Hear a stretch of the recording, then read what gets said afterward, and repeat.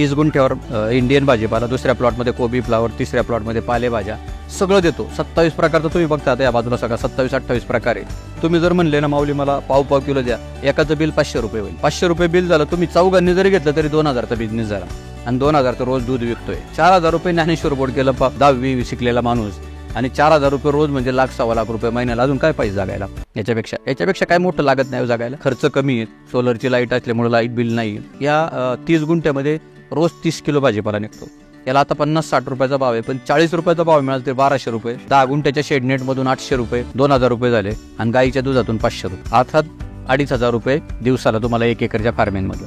2,500 गुणिले 30 दिवस केलं तर 75,000 रुपये आणि 75,000 गुणिले 12 महिने केलं तर सॉफ्टवेअर इंजिनियरचं पॅकेज 8-9 लाखाचं पॅकेज. तर आम्ही सकाळी 2 तास आणि संध्याकाळी 2 तास नवरा बायको काम करून कमवू शकतो शेतकरी. याच्यामध्ये खूप चांगलं सुख, समाधान आणि या सगळ्याच गोष्टी आहे.